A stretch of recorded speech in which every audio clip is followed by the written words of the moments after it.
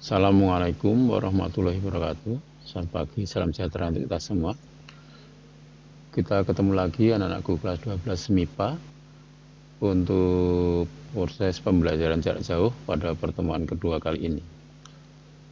Untuk pertemuan kedua kali ini, kita sudah akan masuki ke materi fisika. Nah, untuk yang awal ini adalah materi pelajaran sudah pernah kalian belajar saat di SMP. Untuk itu, kalian bisa mengingat kembali apa yang sudah kalian pelajari saat kalian belajar di SMP yang berkaitan dengan materi yang kita pelajari saat ini. Adapun materi yang kita pelajari saat ini adalah tentang listrik dinamis atau listrik yang bergerak. Dan pada pelajaran listrik dinamis kali ini, untuk di awal ini kita belajar tentang listrik arus searah atau direct current. Baik, untuk materi listrik arus searah, kita sebelum belajar perlu dipahami apa sih yang akan kita pahami saat kita belajar tentang listrik arus searah. Nah, kompetensi intinya kita harus memahami, menerapkan, menganalisis, dan mengevaluasi pengetahuan faktual, konseptual, prosedural, dan metakognitif pada tingkat teknis, spesifik, detail, dan kompleks dengan rasa ingin tahunya tentang ilmu pengetahuan, teknologi, seni, budaya, dan humaniora dengan wawasan kemanusiaan, kebangsaan, kenegaraan, dan peradaban terkait penyebab fenomena dan kejadian, serta menerapkan pengetahuan pada bidang kajian yang spesifik sesuai dengan bakat dan minatnya untuk memecahkan masalah. Namun kompetensi dasar yang perlu kalian pahami untuk pengetahuan yaitu 3.1, menganalisis prinsip kerja peran listrik searah atau direct current atau DC dalam kehidupan sehari-hari. Artinya, setelah belajar ini kalian punya kemampuan bagaimana menganalisis kerja peran listrik secara teori. Sehingga kalau diterapkan dalam kehidupan sehari-hari kalian paling tidak bisa memberikan arahan atau saran bagaimana untuk membuat suatu rangkaian listrik. Kemudian untuk keterampilannya 4.1 kan nanti diharapkan dapat mempresentasikan hasil percobaan tentang prinsip kerja rangkaian listrik searah atau DC. Nah, sebenarnya percobaan ini dapat kita lakukan di lab fisika, tapi karena masih adanya pandemi COVID-19 terpaksa hal tersebut tidak bisa kita lakukan karena proses pembelajaran atas keputusan dari pemerintah yaitu harus menggunakan proses pembelajaran jarak jauh. Baik anak-anakku, langsung kita masuk ke materi untuk bagian pertama tentang kuat arus listrik. Kuat arus listrik itu didefinisikan sebagai banyak muatan listrik, simbolnya Q, yang mengalir melalui pengantar tiap waktu, simbolnya T. Sehingga dirumuskan atau dituliskan dalam persamaan matematika I sama Q per T. Dan diketahui bahwa Q sama dengan N kali E. Keterangannya bahwa Q adalah banyak muatan listrik, satunya kolom. T lama waktu, satunya detik atau sekon. N banyak elektron. E sama dengan muatan elektron besarnya 1,6 kali 10 min 19 kolom. I kuat arus, satunya ampere, disingkat A. Nah, untuk yang kedua tentang alat ukur listrik. Alat ukur listrik itu ada bermacam-macam. Yang pertama ada ampermeter, ada voltmeter yang kedua, dan gabungan dari ampermeter, voltmeter, dan juga ohmmeter adalah multimeter. Ini mengukur kuat arus, voltmeter mengukur tegangan. Nah, multimeter bisa mengukur tegangan, bisa mengukur kuat arus, bisa mengukur hambatan. Ini keterangannya bahwa ampermeter alat ukur kuat arus listrik. Voltmeter alat ukur beda tegangan listrik. Ampermeter dan voltmeter itu sebenarnya terusan atas galvanometer dan hambatan Sun. Sedangkan multimeter alat ukur listrik yang dapat mengukur nilai kuat arus, beda tegangan dan hambatan listrik. Sekarang kita belajar membaca skala pada alat ukur listrik. Nah, kalau kita punya alat ukur listrik, ini adalah voltmeter, ini ampermeter. Di sini ada skala 0 sampai angka 10 di sini. Bisa angkanya berbeda-beda. Yang jelas ini skala terkecil, ini skala terbesar atau skala maksimum. Di sini ada batas ukurnya, ini negatifnya, ini positifnya. Maksimumnya bisa 5 volt, bisa 10 volt, atau bisa 5 ampere, bisa 10 ampere. Nah, kalau di batas ukurnya dipasang pada 10 volt, skala yang ditunjukkan seperti ini, maka nilai pengurang adalah seperti ini caranya. Sekarang titik jarum ini adalah 3 dibagi 10 skala maksimumnya dikalikan batas yang digunakan yaitu 10, maka nilainya adalah 3 volt untuk voltmeter. Kalau ampere meter ya berarti batasnya seperti ini, yaitu 3 ampere. Nah, ampere meter pada rangkaian itu karena ampere meter fungsinya mengukur kuat arus yaitu muatan listrik yang mengalir, maka ampere meter posisinya adalah segaris pada rangkaian tersebut. Sehingga kalau kita telusuri tidak ketemu cabang. Ini begini, langsung. Nah, ampere meter itu sebenarnya tersusun atas galvanometer atau basic meter yang dirangkai dengan komponen yang lain. Nah, caranya seperti ini. Untuk merusak batas ukur pada ampere meter yaitu galvanometer yang ada dirangkai dengan hambatan shunt, dirangkai paralel dengan hambatan shunt. Sehingga besar hambatan shunt bisa dihitung yaitu hambatan pada ampere meter awal atau galvanometer dibagi N-1, di mana N adalah perbandingan antara arus yang ingin diukur dengan arus yang terukur pada saat masih murni galvanometer, atau I per IA atau bisa juga I per IG. Nah, untuk voltmeter pada rangkaian itu karena voltmeter adalah alat untuk mengukur beda potensi atau beda tegangan, berarti ada dua tempat yang berbeda, maka pemasangan dari voltmeter itu dirangkai paralel atau sejajar dengan rangkaian. Jadi kalau kita telusur tidak bisa langsung, ini pasti ketemu cabang. Ini berarti voltmeter ini adalah paralel. Kita lihat di sini dari gambar yang ada, ini V-nya seperti itu. Kan bisa melihat. Nah, caranya juga sama seperti pada voltmeter, bahwa untuk memperbesar batas ukur pada voltmeter dilakukan dengan memasang hambatan shunt dirangkai seri dengan galvanometer. Misalnya hambatan shunt yang terpasang adalah N-1 dikalikan hambatan pada galvanometer, di mana N-nya adalah perbandingan antara tegangan yang akan diukur akhir dengan tegangan pada galvanometer saat awal, atau N sama V per VV atau N sama dengan V per VG.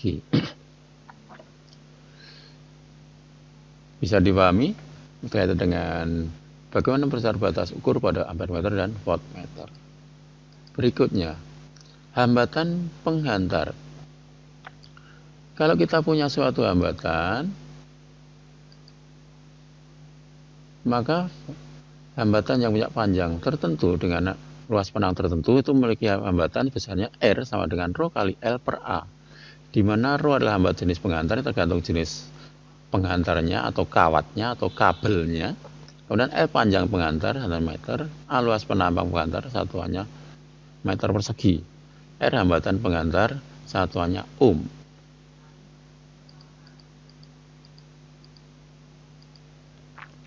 Yang berikutnya adalah hukum ohm.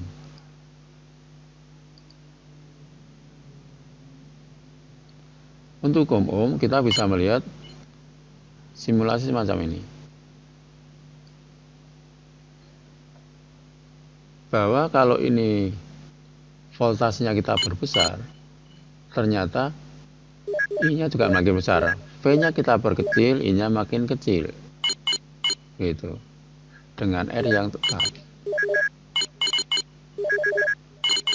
Jadi antara V dan I itu sebanding. Itu berkaitan dengan hukum ohm. Nanti pada penerapannya, penggunaannya ini juga bisa diubah, tapi sebetulnya nanti ada hal yang harus difahami, bahwa hambatan suatu penghantar itu tidak diubah-ubah. Bahwa hukum ohm itu menyatakan perbandingan beda potensi antara ujung-ujung penghantar V dengan besar kuat arus I yang mengalir pada rangkaian penghantar bernilai konstan disebut dengan hambatan atau resistor penghantar.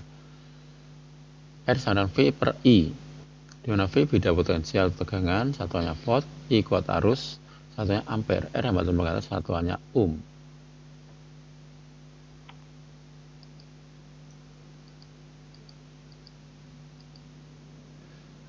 Sekarang kita bicara rangkaian listrik. Ada berbagai macam rangkaian listrik seperti ini. Kita bisa melihat dari animasi yang ada.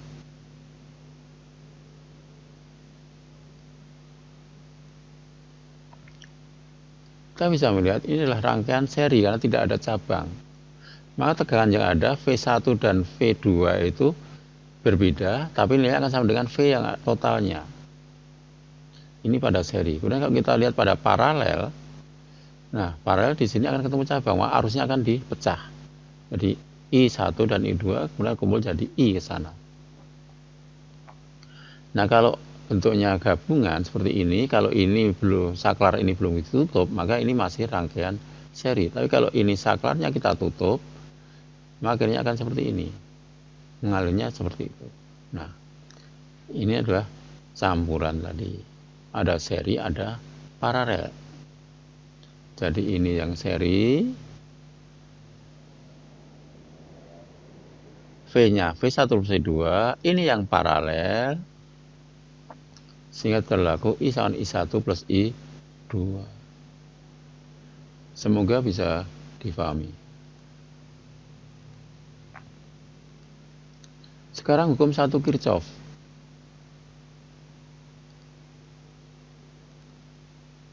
Pada hukum 1 Kirchhoff seperti ini.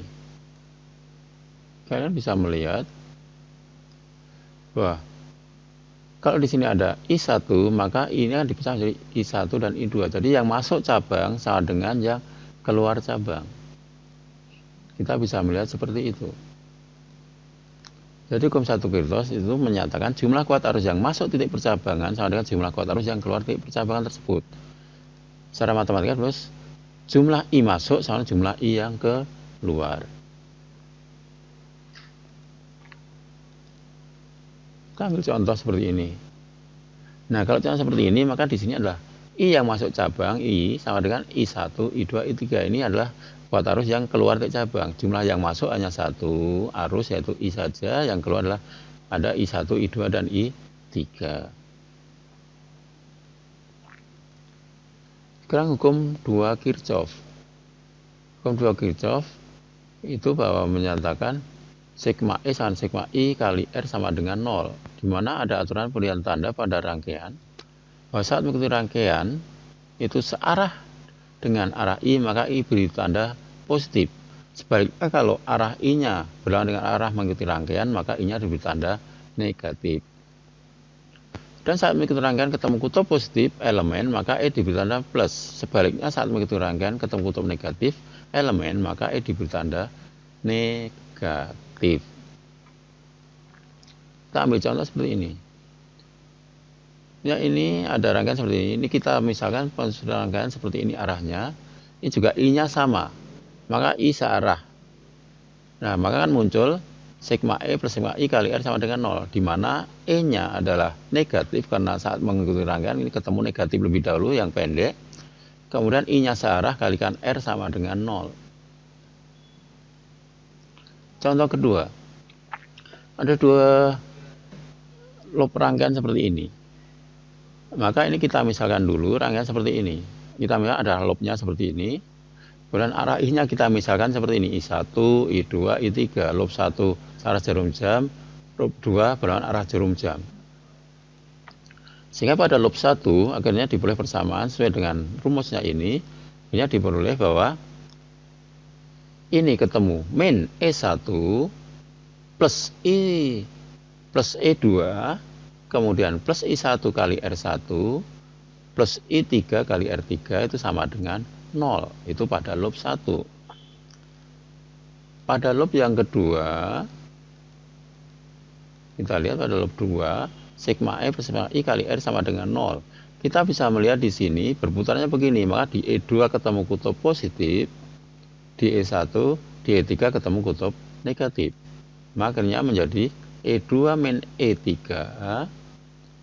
plus I2 karena I-nya searah, I2 kali R2 plus I3 kali R3 sama dengan 0. Nah, kalau itu ada angkanya kemudian bisa diselesaikan dengan cara eliminasi.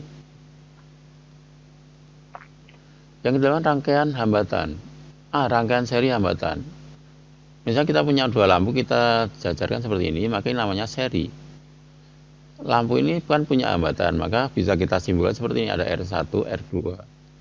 Nah, ini ada arusnya ke sana.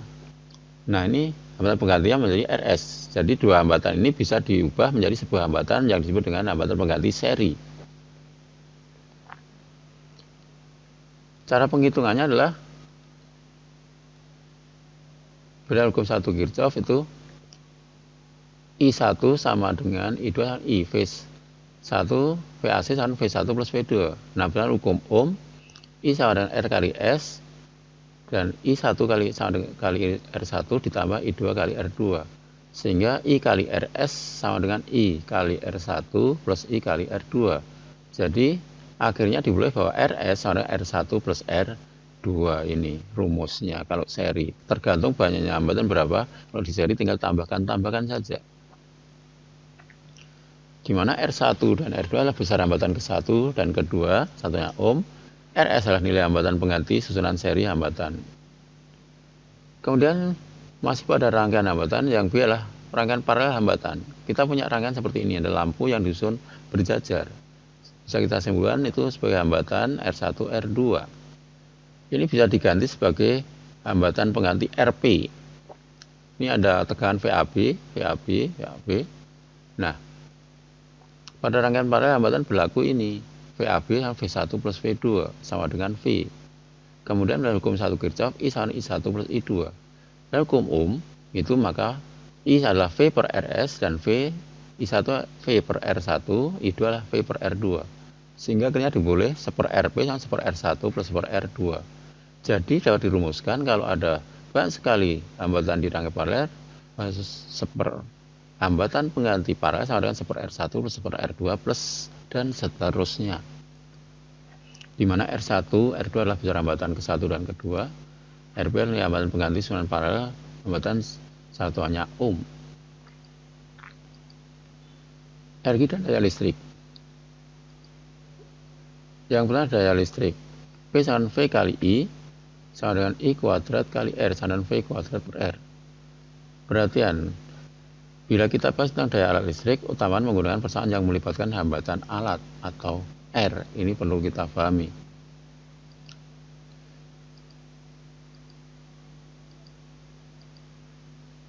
Kemudian kita bicara energi listrik atau W, di mana W sama dengan P kali T, sehingga sama dengan VI kali T atau I kuadrat kali R kali T, sama dengan V kuadrat per R kali T.